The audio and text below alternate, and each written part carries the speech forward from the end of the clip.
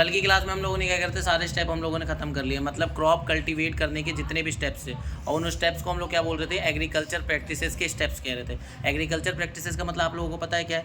Crop cultivate करने के लिए किसान या जो भी व्यक्ति उसको बो रहा है, कल्टीवेट कर रहा है उस फसल को, जिसे हम किसान कहते हैं, उनको करने के लिए जो जो स्टेप्स होते हैं हम उसे क्या बोलते हैं, स्टेप्स ऑफ एग्रीकल्चर प्रैक्टिसेस कहते हैं। ठीक है, आज हम के स्टेप करने वाले हैं। अब हमारी जो फसल थी उससे हमें ग्रेन्स मिल चुके हैं, सब कुछ साफ़ होने के बाद आपको एकदम साफ़ सुथरे ग्रेन्स आपके हाथों में आ चुके हैं। अब क्या करना है, जब तक उसको ह्यूमन मतलब इंसान या जो भी उसको इस्तेमाल करने वाला है, ठीक है, जब तक वो इस्तेमाल नहीं कर रहा है तब तक आपको उसे क्या रखना पड़ेगा, संभाल के रखना पड़ेगा। संभाल के रखने के प्रोसेस को हम लोग क्या बोलते हैं, स्टोरेज बोलते हैं। ठीक है, आपको स्टोरेज ऐसी जगह करना पड़ेगा ताकि आपकी ग्रेन्स खराब ना हो। तो हम वही टॉपिक पढ़ने जा रहे हैं, इसमें क्या क्या बातें ध्यान रखनी है, क्या क्या जाननी है, वो पढ़ना स्टार्ट कर रहे हैं हम लोग। Proper storage of food grains is necessary to get regular supply of food product throughout the year. क्या कह रहा है कि आप भाई देखो, खेती आप लोग कुछ एक सीज़न में कुछ महीनों के लिए करके तैयार करते हो, लेकिन भाई अब गेहूं अगर आपने बोया है तो एक ही सीज़न तो गेहूं होगा, अगले सीज़न के लिए आपको गेहूं रखना पड़ेगा ना। तो स्टोरेज जरूरी है कि नहीं जरूरी है?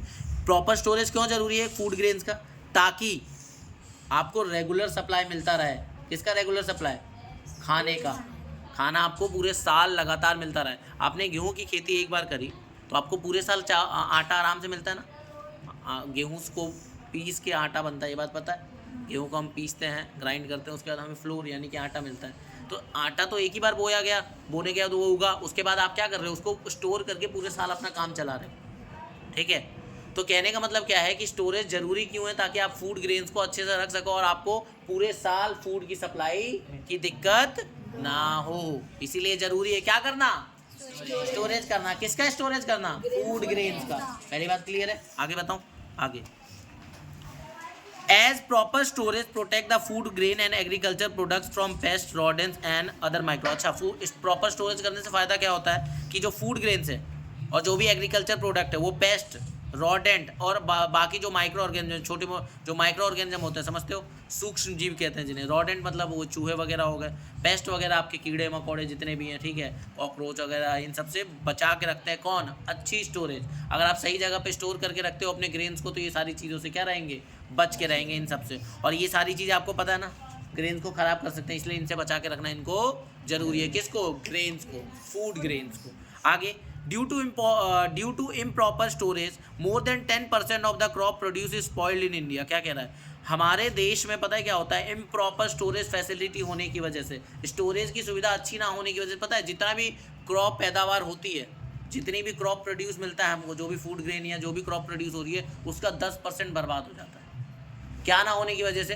प्रॉपर स्टोरेज ना होने की वजह से। अगर हम वो प्रॉपर स्टोरेज कर ले तो 10% बचेगा। सोचो, पूरे भारत में जितना ग्रेन प्रोड्यूस हो रहा है उसका 10% नुकसान हो रहा है, तो 10% हम 10% हम गरीबों में दे सकते थे नुकसान से। अच्छा, बस हमें क्या करने की जरूरत थी? अच्छी स्टोरेज करने की। तो ये इम्प्रॉपर स्टोरेज की वजह से ये नुकसान होता है, तो ये बात पॉइंट दिमाग में रखना। ठीक है, बस इसको मैं सही करने की जरूरत है ताकि 10% का भी नुकसान ना हो। The harvested crop grains have more moisture content. जो भी आप कटिंग करके क्रॉप लाते हो उसमें मॉइस्चर कंटेंट क्या होता है? मॉइस्चर मतलब पानी वाली जो नमी होती है ग्रेन्स के अंदर क्या होती है? ज़्यादा होती है। So before storing them the grains are properly dried in the sun to reduce the moisture content. कहने का मतलब क्या है कि जब उसको आप जो भी आप ग्रेन आपने कटाई करी, आपको कटाई करने के बाद थ्रेसिंग विनोइंग करने के बाद जो मिला उसमें क्या होता है, पानी की मात्रा जो होती है, नमी जो होती है वो ज़्यादा होती है, उस नमी को हटाना पड़ता है। तो जब आप स्टोर करने जा रहे हो तो स्टोर करने से पहले आपको क्या करना पड़ता है, उसे धूप में अच्छे से सुखाना होता है, ड्राई करना होता है। क्यों करना होता है? ताकि आप उसे अच्छे से ड्राई कर, ताकि उसमें से जो जितना भी मॉइस्चर है, जितनी भी नमी हो क्या हो जाए, ड्राई होके निकल जाए। ठीक है। On a commercial scale, however, mechanical dryers with hot blowing air are used. मान लो जो नॉर्मल घरों में जो स्टोर कर रहे हैं वो तो सूरज में की रोशनी में सुखा लेंगे, लेकिन मान लो बहुत किलो गेहूँ है तो उसके लिए क्या सूरज में सुखाने का समय है ना, उतनी जगह होगी। तो उसके लिए पता क्या कर रहा है, कमर्शियल मतलब व्यापार तौर पे बोला जा रहा है। अगर आपको व्यापारिक तौर पे कहीं स्टोर करके रखना है बेचने के लिए, वो करने के लिए, लोग बांटने के लिए, तो धूप में नहीं सुखा पा रहे तो पता क्या कर सकते हो, मैकेनिकल ड्रायर समझते हो? जैसे बाल सुखाने के लिए ड्रायर आते हैं तो बाल सूख जाते हैं तुरंत, वैसे ही इनको सुखाने के लिए क्या आते हैं, ड्रायर आते हैं बड़े बड़े। इनको चला दो, इससे क्या होगा, जो भी मॉइस्चर है वो सूख जाएगा, जल्दी सूख जाएगा, ताकि स्टोर कर दें उसको। ठीक है। सन में सुखाने का टाइम नहीं है। तो कमर्शियल स्केल पे ऐसे ही करा जाता है, जब कोई चीज़ को बेचना होता है, व्यापार के लिए कोई चीज़ करनी जाती है तो उसको जल्दी करा जाता है, ठीक है। तो वहाँ पे क्या इस्तेमाल करा जाता है, मैकेनिकल ड्रायर, जिसमें गर्म हवा आती है और जो तो क्या कर देती है, उसको ग्रेन्स को सुखा देती है। मतलब सुखा देने की मतलब उसमें जितना भी मॉइस्चर कंटेंट है उसको निकाल देती है। This prevent the attack by insect, pest, bacteria and fungi. अब कोई चीज़ गीली नहीं होगी, मॉइस्चर नहीं होगा, तो उसमें ये कीड़े मकोड़े, बैक्टीरिया वगैरह, फंगई वगैरह आके पनपकेंगे नहीं। जब वो स्टोर करने रखोगे प्रॉपर वगैरह, तो हवा ही है, हवा के अलावा पानी वगैरह नहीं है। जहाँ पानी लगता है वहाँ पर इन सब के आने के चांसेस बढ़ जाते हैं, ठीक है। तो ये सब नहीं होगा, वो ड्राई होगा, तो उस पर इन सब का अटैक भी नहीं होगा, उससे बचा रहेगा, ठीक है। लेकिन उसके बाद भी आपको बहुत सारे वो चीज़ें, वो प्रॉपर मेंटेनेंस करना पड़ता है चीज़ों को वो करके। आगे, the dried food are then stored in a suitable storage container. जो भी आपका जो ड्राइड ग्रेन है ना, जो सूखा हुआ ग्रेन है, वो क्या करा जाता है, फिर सुटेबल कंटेनर में कर दिया जाता है। सुटेबल कंटेनर मतलब अगर छोटे स्केल पे है, अगर आपका ज़्यादा गेहूँ वगैरह नहीं है, ज़्यादा ग्रेन्स नहीं है, अगर वो छोटे स्केल पे है, तो फार्मर क्या कर सकते हैं, उसको स्टोर कर सकते हैं जूट के बैग में। जूट बैग समझते हो, जो ब्राउन कलर का बैग आता है, उस बैग में कर सकते हैं। और मेटेलिक बिन्स, या फिर तुमने वो नहीं देखे मेटल के बने हुए बिन्स आते हैं, मेटल के गाँव में वो मेटल के बने हुए बिन्स होते हैं, या मिट्टी के बना देते हैं वो लोग, उसमें कर लेते हैं, अगर ये छोटी मात्रा पे, छोटे लेवल पे। लेकिन अगर ये मान लो कमर्शियल स्केल पे कहीं बेचने के लिए जाना है, फैक्ट्रियों में जाना, ठीक है, बड़े स्केल पे, तो क्या करना पड़ेगा, फूड ग्रेन्स को पता है गनी बैग्स में, बहुत बड़े बड़े गनी बैग्स आते हैं, उसमें स्टोर करना पड़ेगा, या फिर सीलोज में। गनी बैग्स के अंदर सीलोज में रखना होगा। आप कहोगे सीलोज क्या होता है, मैं आपको दिखा देता हूँ, ठीक है। गनी बैग्स का मतलब ये सीलोज है, दिख रहा है आपको, और ये आपके गनी बैग से बड़े बड़े बोरे दिख रहे हैं, और ये आपका पता है क्या है, granaries. Ghani bags in granaries होगा। ये बड़े बड़े बैग्स होते हैं ना, जब बड़े लेवल पे करा जाता है तो इन्हें क्या बोलते हैं, गनी बैग्स बोलते हैं। ये आपके गनी बैग्स हो गए, और ये जो कमरा है उसे क्या बोलते हैं, ग्रेनरीज। क्या बोलते हैं, ग्रेनरीज। क्या बोलते हैं बताओ, ग्रेनरीज। और इससे भी बड़े होते हैं, देखो ये दिख रहे हैं, ये पूरा बनाया हुआ गोल सा स्ट्रक्चर है, इसे सीलोज बोलते हैं। इसके अंदर भी स्टोर करा जाता है, ठीक है। अब देखो छोटे स्केल पर करा गया तो देखो जूट हो गया बैग है, दिख रहे हैं। लेकिन जो देख रहे हो गनी बैग्स होते हैं, बड़े बड़े बोरी जो होती हैं, ठीक है, गनी बैग्स हैं। और ये ग्रेनरी है आपकी, पूरा एकदम अच्छे से ढक के बनाया हुआ ताकि पानी वगैरह ना आ जाए। और ये आपके सीलोज है, दिख रहे हैं, मैं आपके सीलोज, यहाँ पर ये है सीलोज। समझ आ रही है बात, क्लियर है बात कि नहीं है, बताओ। कल मैंने आपको विनोइंग मशीन बताई थी, ये विनोइंग मशीन है, ये आपका कंबाइन है, कल दिखाया था ना ये। बाकी ये देखो, ठीक है, क्लियर है।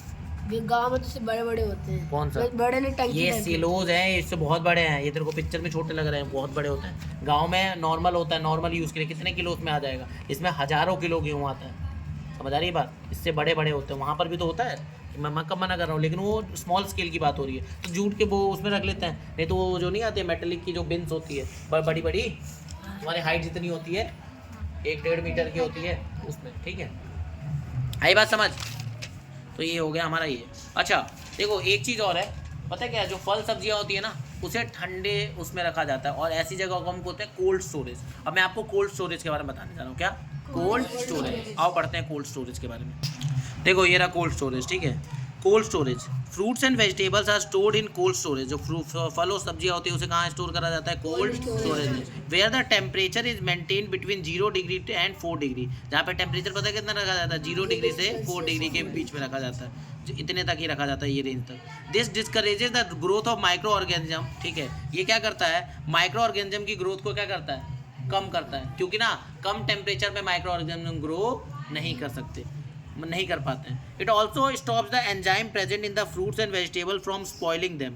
अच्छा फलों के अंदर जितने भी एंजाइम्स मौजूद होते हैं और सब्जियों में मौजूद होते हैं, उसको भी रोक देते हैं, क्योंकि एंजाइम जो है ना, एंजाइम फलों और सब्जियों में जो एंजाइम मौजूद होते हैं, उनको वर्क करने के लिए भी, उनको ख़राब होने में भी टेम्परेचर ज़्यादा चाहिए होता है। लेकिन हमने तो टेम्परेचर ही कम कर दिया, इससे क्या होता है, जो ख़राब होने की जो चीज़ है वो थोड़े स्लो हो जाती है। ख़राब होगा लेकिन वो थोड़े टाइम बाद होगा, तो इससे क्या होगा, कुछ समय के लिए वो रुक गया एक तरीके से, ठीक है, स्लो हो गया। However if the temperature becomes too low, लेकिन अगर टेम्परेचर बहुत कम हो जाएगा, the stored fruits and vegetables can get destroyed. लेकिन बहुत कम भी नहीं होना चाहिए, क्योंकि क्या हो सकता है उससे, जो फल और सब्जियां तो भी खराब हो जाएंगी। The other thing that has to be control in cold storage is humidity. अच्छा एक चीज़ और कोल्ड स्टोरेज में दिमाग क्या कंट्रोल करके रखनी होती है, वो है आपकी ह्यूमिडिटी को। ह्यूमिडिटी मतलब amount of water vapour present in the air, हवा के अंदर आपके वाटर वेपर कितनी मात्रा में मौजूद है उसे हम क्या बोलते हैं, ह्यूमिडिटी। ठीक है, तो उसको भी कंट्रोल करके रखना पड़ता है। The humidity is kept pretty high because fruit and vegetable lose moisture when the humidity is low. अच्छा, यहाँ पर ह्यूमिडिटी थोड़ा ज़्यादा रखना होता है, थोड़ा ज़्यादा रखना होता है। क्यों? क्योंकि ना अगर आप कम कर दोगे तो क्या होगा, फ्रूट और जो वेजिटेबल है वो अपना मॉइस्चर लूज करते हैं, इसकी वजह से ह्यूमिडिटी तो क्या रखना होता है, ज़्यादा रखना पड़ता है ताकि वो अपना मॉइस्चर लूज भी करे। तो हवा में अगर ह्यूमिडिटी ज़्यादा रहेगी तो वो वाटर वेपर ले लेंगे और जो वो इतनी जल्दी सूखेंगे नहीं। Care has to be taken to see the fruit and vegetable to be stored are absolutely clean and not damaged in any way। ठीक है, आपको और क्या चीज़ का देखभाल रखना है कि जहाँ पे आप फ्रूट और स्टोर को वेजिटेबल को स्टोर कर रहे हो वो बिल्कुल साफ हो और कहीं से भी कोई डैमेज ना हो। They are usually packed in crates, racks और ट्रेज। इनको पता है किसमें पैक करा जाता है, ट्रे समझते हो, ट्रे या क्रेट्स, जैसे बड़े बड़े वो बने होते हैं, हाँ जैसे दूध वगैरह जिसके अंदर आते हैं, क्रेट्स कहते हैं उन्हें, ट्रे उसके अंदर। ठीक है, which are stacked one on one, जो एक के ऊपर एक रखे होते हैं, उसमें रखा जैसे एक ट्रे है, उसके ऊपर एक और है, उसके ऊपर एक और ट्रे है, उसके ऊपर एक और ट्रे है। ठीक है, और उसमें ठीक ठाक स्पेस होता है ताकि इसमें हवा जाए, ऐसा नहीं बिल्कुल ही बंद कर दिया, हवा जाती रहती है, बीच बीच में स्पेस छूटा जाता है उसमें। The cold store has to be kept clean, जो कोल्ड स्टोर है आपका, मतलब जो कोल्ड स्टोरेज है वो क्या कैसा होना चाहिए, साफ होना चाहिए। And the door must not be open too often, आज बार बार गेट नहीं खोलना है उसमें से, बार बार गेट बंद चालू नहीं करना इतनी बार, क्योंकि चालू करो तो बाहर की हवा आएगी, उसके साथ क्या आएंगे, माइक्रो ऑर्गेनिज्म भी आएंगे और कहीं ना कहीं नुकसान करने का चांस है, क्योंकि टेम्परेचर आपका चेंज होगा ना, बढ़ेगा घटेगा तो वो तो नुकसान कर सकता है। इसलिए ज़्यादा डोर्स को ओपन नहीं करना है। कौन से डोर्स को, कोल्ड स्टोरेज का जो मेन गेट है उसको बार बार ओपन नहीं करना है। और ये क्या क्या बातों का ध्यान रखना होता है, कोल्ड स्टोरेज में टेम्परेचर बहुत ज़्यादा भी ना हो जाए, बहुत ज़्यादा कम भी ना हो जाए। ठीक है, इसके अलावा ह्यूमिडिटी आपको दिमाग में रखनी हो, तो ह्यूमिडिटी का देख रेख करना होता है, तो मतलब इसके लिए पूरे पर्सन लगते होंगे इस चीज़ का ध्यान रखते हुए, कहीं ऊपर नीचे ये सब चीज़ें ना हो। ठीक है, इससे बस फल और सब्जियाँ कुछ ज़्यादा लंबे समय तक चल जाती है, ये फ़ायदा होता है। ठीक है, वैसे रिकमेंडेशन यही है कि आपको ऐसी कंडीशन ऐसी इसलिए रखी जाती है ताकि फल सब्जियाँ आपको मिल जाए। ठीक है, क्योंकि जितनी बढ़ती पॉपुलेशन है उस बढ़ती पॉपुलेशन के खाने की रिक्वायरमेंट को पूरा करने के लिए ये सारे स्टेप्स उठाए जा रहे हैं। नहीं तो अगर हर कोई अपनी खेती करके अपना खाना खुद उगा ले तो इतनी ज़रूरत नहीं पड़ेगी, लेकिन हर कोई खेती तो नहीं करता है। जो नहीं करते उनके लिए खाना कौन प्रोड्यूस करेगा, दूसरे लोग ही तो करेंगे, क्योंकि बाकी लोग तो बाकी जॉब्स में। ठीक है, लेकिन सब सही बात है, सब अपने लिए खाना प्रोड्यूस कर भी नहीं सकते, सब किसान वाला काम भी नहीं कर सकते। किसान अपना काम कर रहे हैं, आप लोगों कर रहे हो, तो ये सारी चीज़ें करी जा रही हैं, तब जाके आपको खाना मिल रहा है, फल सब्जियाँ, गेहूँ चावल, ये सारी चीज़ें तब जाके आपको मिल रही हैं। तो इसके पीछे बहुत बड़ा सिस्टम एक काम कर रहा है। ठीक है, और इसमें तुम ट्रांसपोर्ट सिस्टम को भी ले लो, हर दिन चीज़ें ट्रांसपोर्ट होती हैं दुकानों तक, तब जाके आपको मिलती है। कभी कभी सुना है जहाँ पे कभी कभी दूध का स्टॉक कम पड़ जाता है या ट्रांसपोर्टेशन सिस्टम वो हो जाए तो दिक्कत हो जाती है। जब लॉकडाउन हुआ था तो कुछ चीज़ों को तब भी नहीं रोका गया था, फूड सर्विसेज को, जो ऐसी चीज़ें जो ज़रूरी है उनको नहीं बंद किया गया था। खाने पीने की कोई चीज़ नहीं बनती, खाने पीने के लिए गाड़ियाँ तब भी चल रही थी। बताओ क्यों? क्योंकि इंसान भले घर में रहेगा लेकिन खाना पीना बंद कर सकता है क्या? दूध की सप्लाई नहीं रोक सकते हम लोग, सब्जियों की सप्लाई नहीं रोकते, तो ये सारी चीज़ें क्या थी, चालू रखी गई थी। क्यों? क्योंकि इमरजेंसी सर्विसेज है। अगर ये बंद हो गया तो इंसान खाना नहीं खाएगा तो जिंदा कैसे रहेगा भाई? कितना भी कोरोना आ जाए, बिना खाना खाए तो हम जिंदा नहीं रह सकते ना। तो ये सब चीज़ें बंद नहीं हुई थी, कारण आप सबको पता है, क्योंकि food is necessary for surviving. खाना जरूरी है सर्वाइव करने के लिए। तो आज हम यहाँ पे चैप्टर ऑलमोस्ट ख़त्म होने को है, और इस चैप्टर के साथ आप समझ लो खाना बहुत ज़रूरी है। अच्छा, खाना आपको 2 सोर्स से मिलता है, आपको पता है, प्लांट्स और एनिमल सोर्स। अब यहाँ पर हम जो खाना प्रिपेयर कर रहे थे, जो बना रहे थे, ये क्रॉप्स से मिला, यानी कि प्लांट से मिलने वाला खाना है, और मोस्टली हम खाना प्लांट से लेते हैं, और हाँ दूसरा सोर्स भी एनिमल से भी। ठीक है, बहुत सारे लोग वेजिटेरियन होते हैं तो प्लांट या प्लांट प्रोडक्ट को ही खाना प्रेफर करते हैं। ठीक है, और जो नॉन वेजिटेरियन होते हैं वो प्लांट के अलावा एनिमल्स को भी खाना प्रेफर करते हैं, तो वो लोग खाते हैं उनको। ठीक है, आई बात समझ? कोई डाउट है यहाँ तक? अच्छा, कल की क्लास में हम लोग एक चीज़ पढ़ेंगे, food from animals, animal husbandry के बारे में पढ़ेंगे। एक छोटा सा टॉपिक है, वो मैं करा दूंगा कल की क्लास में। ठीक है, आज के लिए इतना ही। ओके, तो इसको अभी क्या करना है आपको होमवर्क में बता देता हूँ। होमवर्क में आपका क्या है, होमवर्क में आपको अच्छे से स्टार्टिंग से लेके यहाँ तक अच्छे से रिवाइज करना है। ये ऑफलाइन में जितने, ये तो बात मेरी सुन ही रहे हैं, और जो ऑनलाइन में ये वीडियो देखेंगे, जो वो गांव वगैरह गए हैं, ठीक है, या विलेज गए या कहीं आज की क्लास में मौजूद नहीं है, उनके लिए बता दूं, आप लोग भी स्टार्टिंग से लेके अब तक रिवाइज कर लें, और जो जो होमवर्क मैंने साथ के साथ भेजे हैं उनको करके उनके फ़ोटोज़ भेजते रहें। कुछ बच्चे तो भेज भी रहे हैं, लेकिन कुछ बच्चे जो नहीं भेज रहे हैं वो सेंड करें मुझे फ़ोटोग्राफ्स। ठीक है, अपने वर्क की। ओके। और कोई डाउट होता है तो मुझे पर्सनली कॉल या मैसेज करके पूछ लें।